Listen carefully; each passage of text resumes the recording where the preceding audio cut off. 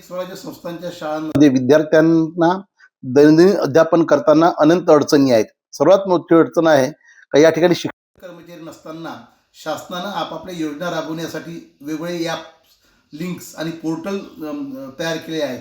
आणि या पोर्टल लिंकच्या माध्यमातून सातत्यानं माहिती भरावी लागते. एक जरी दिसताना जरी 15-16 ॲप्स आहे, परंतु त्या पोर्टलमध्ये किंवा ॲपमध्ये आज जर गेलं 30-30, 40-40 प्रकारची माहिती आज भरून द्यावी लागते. आणि हे करत असताना शाळेच्या वेळेमध्येच हे सर्व गोष्टी कराव्या लागतात.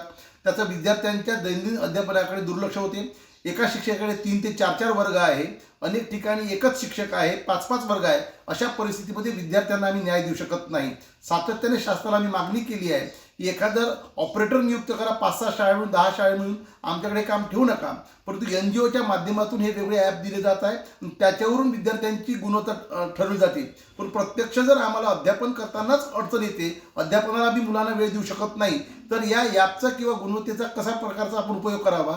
विद्यार्थ्यांची गुणवत्ता ढासळत जात आहे हा आरोप आमच्यावर होतो. शिक्षकांना बदनाम केले जाते, परंतु आमच्या अडचणी समजून घेत नाही. आणि म्हणून या दृष्टीनं आम्ही राईट टू डिस्कनेक्ट हा एक उपाय, कारण वारंवार आंदोलन करून जर दुर्लक्ष होते, तर आता आम्ही ठरवलं आहे का नवीन वर्षाचा नवीन उपक्रम, नवीन संकल्प शिक्षकांनी करावा की शाळेमध्ये इंटरनेटच वापरू नये. म्हणजे हा आमचा जाच कमी होईल आणि आम्हाला विद्यार्थ्यांना शिकवण्यासाठी पुरेसा उपयोग मिळेल. यासाठीचा आमचा उपक्रम आहे. वेगवेगळे ॲप आहे, अनेक संस्थांचे ॲप आहे आणि त्या ॲपच्या माध्यमातून विद्यार्थ्यांची प्रगती ठरवली जाते.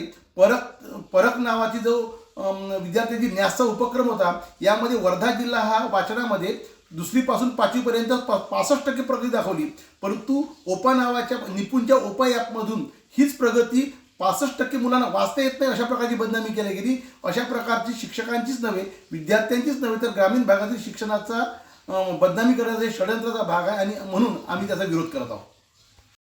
राज्य शासनकडे आमची विनंतीच आहे, परंतु आमचा मोबाईल आहे, आम्ही आमचा मोबाईल आमच्या शाळेत वापरणार नाही, यामध्ये कोणाला कारवाईचा प्रश्नच निर्माण होणार नाही. कारण आमचा मोबाईल आहे, माझ्याकडे मोबाईलच शाळेत ठेवत नाही मी किंवा मोबाईल आणत नाही. माझ्या मालकीचा स्वतःचा मालकीचा मोबाईल ही सार्वजनिक मालमत्ता नाही आहे. त्यामुळे माझा मोबाईल मी कसा वापरला पाहिजे हा माझा अधिकार आहे. त्यामुळे कोणाच्या शिक्षकावर किंवा माझ्यावर कारवाई करण्याचा प्रश्नच उद्भवत नाही.